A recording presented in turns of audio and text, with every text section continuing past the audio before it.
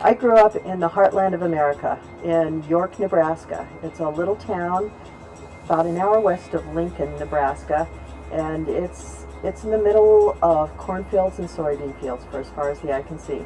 My best friend's brother was drafted to Vietnam, and when he came back, he told me stories about what was going on over there, and it was horrible. It was sad. There were people, young men were being sent over to Vietnam against their will to carry guns and kill people for reasons that a lot of them didn't even understand.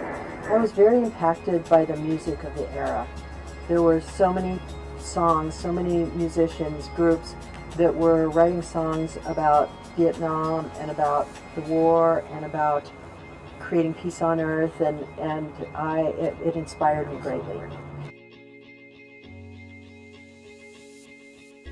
When I was 17, I moved to Lincoln, Nebraska. My goal was to become a writer. I wanted to use journalism as a way to make a difference in the world. I was on my way to an interview for a newspaper. I was really excited. I thought, this is my way that I can really make a difference in the world. And while I was walking down that road, someone handed me a banana. It had a flyer wrapped around it. The flyer said, "Walk for World Peace. Please join us for a 3-day walk to hear Reverend Sun Myung Moon speak in Des Moines, Iowa. Food and housing provided. Bring a change of clothes, a sleeping bag, good shoes, and good cheer." There was a phone number and address at the bottom. I stuck the paper in my pocket.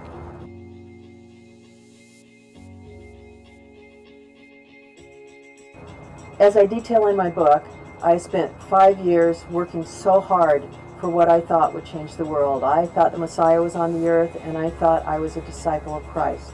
So I worked very, very hard. And this was my way to make a difference in the world until my family had me deprogrammed.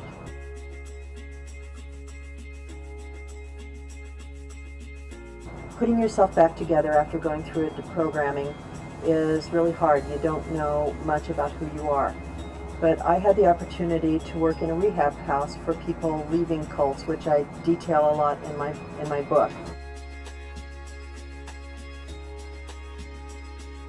After I was deprogrammed, I still wanted to make a difference in the world, and I became a deprogrammer.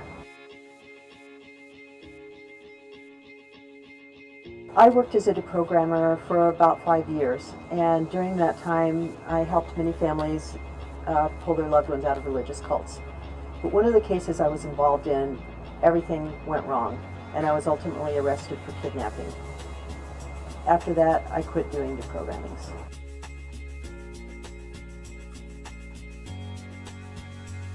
Shoes of a Servant is my memoir. It tells the story of the 5 years that I spent in the religious cult and the 5 years that I spent as a deprogrammer.